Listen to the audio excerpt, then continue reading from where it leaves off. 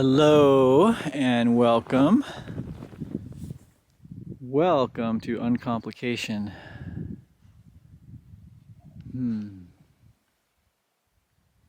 Let's see, what do I look like on this thing? Not as pretty as the scenery, that is for damn sure. Hello everyone. Ryan and Luna here, as always. And in case you're wondering, yeah, I'm that asshole walking down the trail with a selfie stick. Oh my god, I never thought this would be me. But here I am for you. But look at this day. I wanted to share this with you. It is a lot.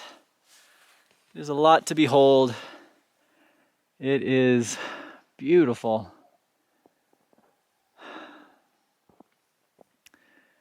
And it is also, it's a real place. I don't know if you can see, but this is a forest that burned in 2012. So I'm on the Gray Rock Trail here in Fort Collins, or just northwest of Fort Collins. But this whole area burned in the 2012 High Park fire.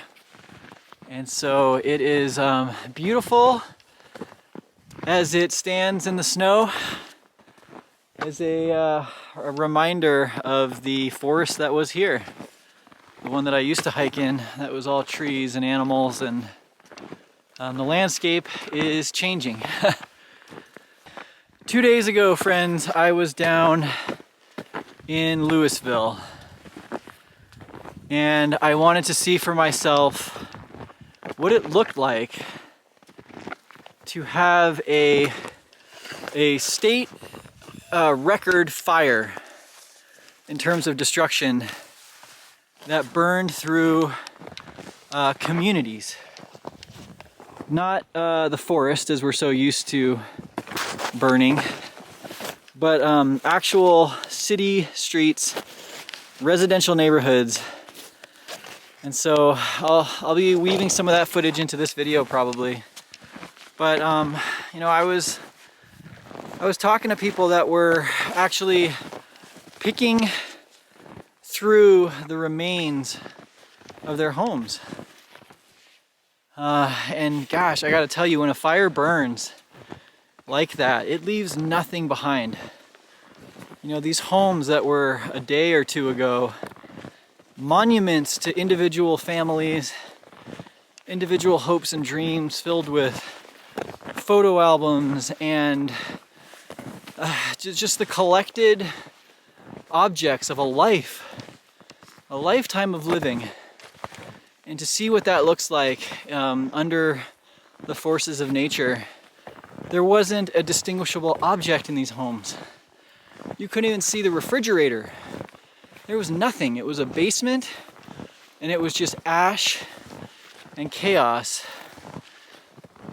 And one of the most interesting parts of that experience, you know, in addition to just talking to these people and trying to understand what that feels like to lose so much so suddenly, was also seeing everywhere these lines where somebody's home was destroyed down to dust, and next door, the next door house was fine, with Christmas trees and holiday cards and kids making snowmen in the front yard. And so depending on the path of an ember in the swirling air, you either lost everything or you narrowly avoided it. And if that isn't an analogy for all of us all the time, then I don't know what else is. I think one of the biggest things that we stand to lose right now are these images in our heads of the way things should be, the way it ought to be, who we are, you know, our future. You know, in a fire, they just turn into ash. And we have the opportunity right now to sit in that reality a little deeper. Right now is an opportunity to dissolve some boundaries back to our core humanity. We have witnessed and are witnessing the dissolving of structures that have been what they were for a period of time, but are dissolving, and in it is this really gooey, messy, raw, but very beautiful humanity. And so the way you feel, it's the right way to feel. It's how you feel. Your desires, your needs, your deep, dark secrets.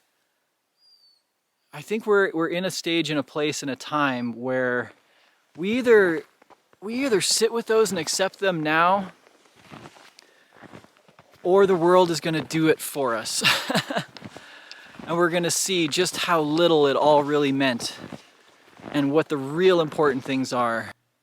Your house could be next. Your life could be next.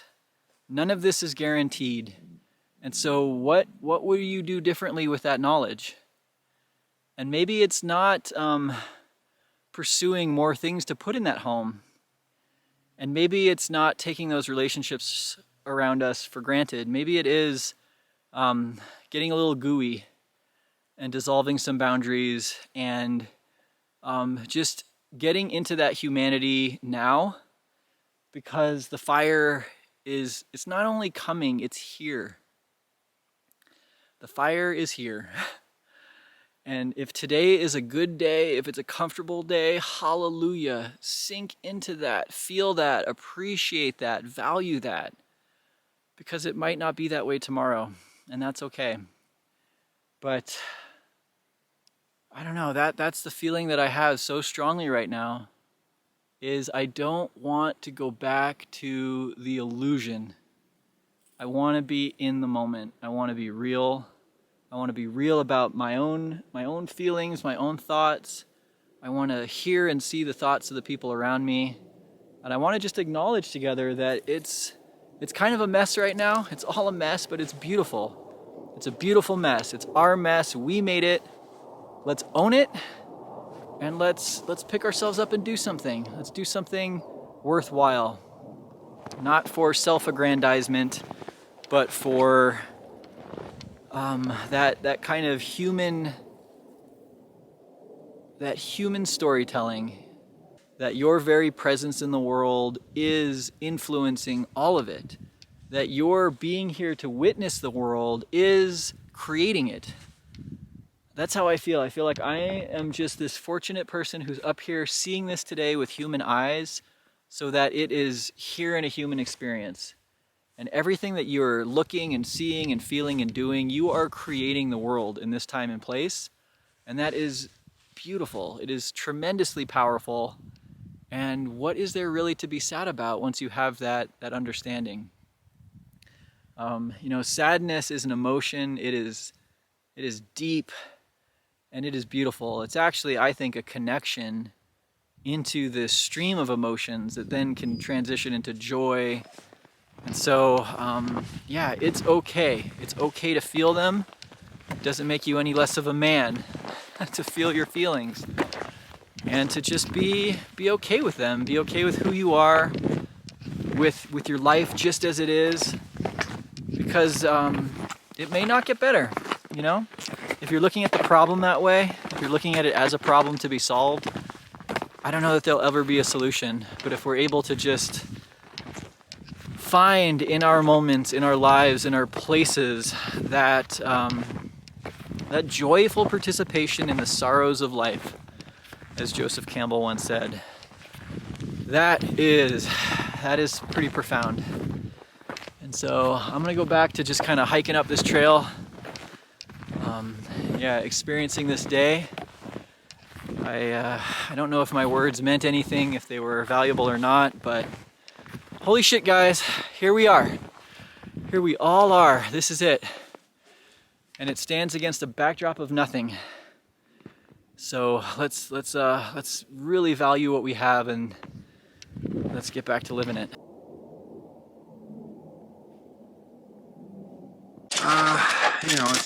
It's definitely upsetting. I don't know what the answer to the question why is, but for what it is, my family got out okay.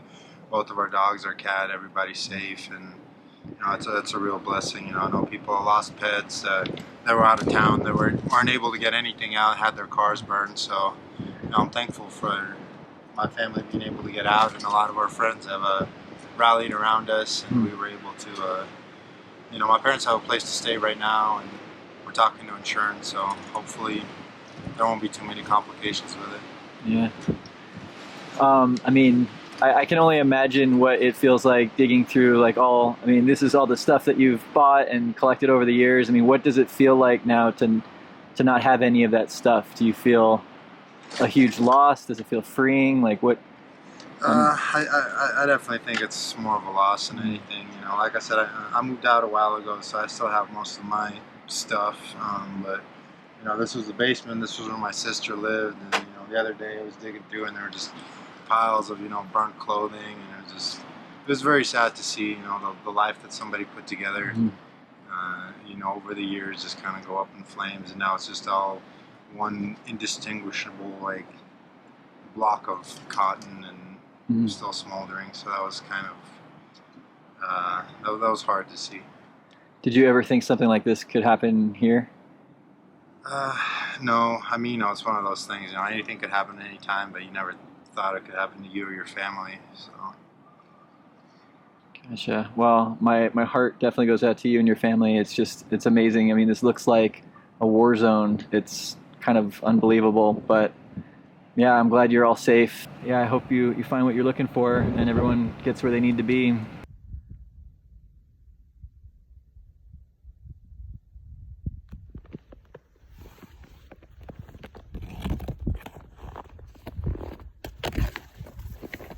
Here's my question.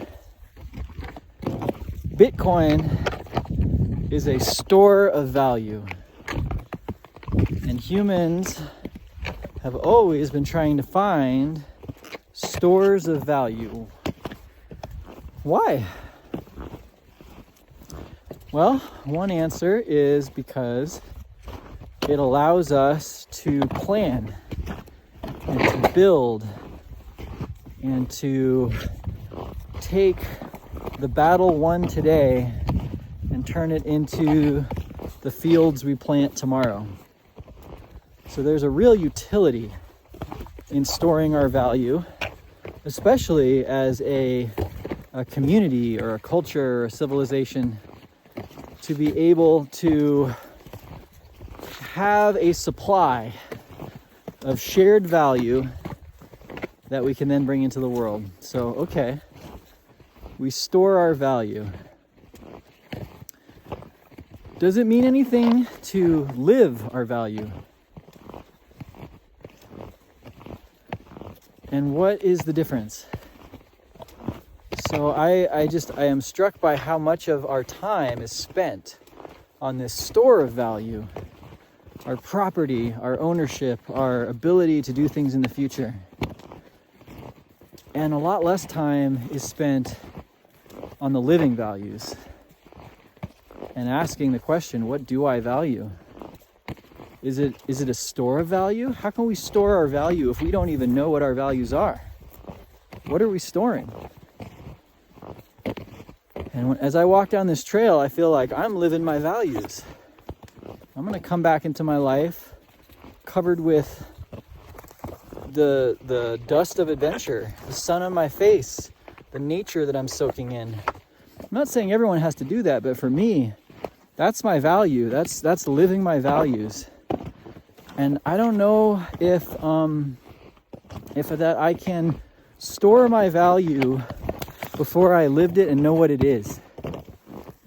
And so maybe that's the way to put my question to you is, let's just say Bitcoin is a great store of value.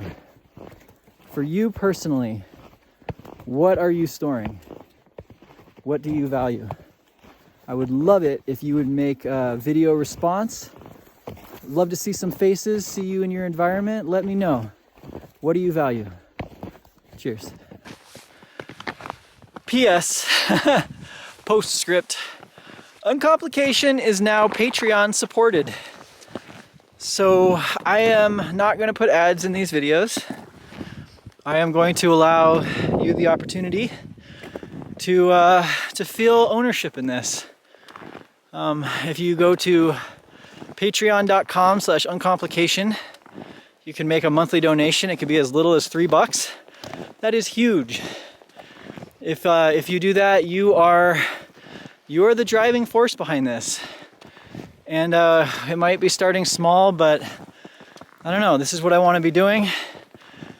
And if you want me to be doing it, that's a great way to be part of it and to help me tell this story. If you become a patron of Uncomplication, then this story is yours also. But yeah, I'm feeling out of breath. I'm gonna get back to not talking and hiking. But until next time, thanks y'all. Cheers.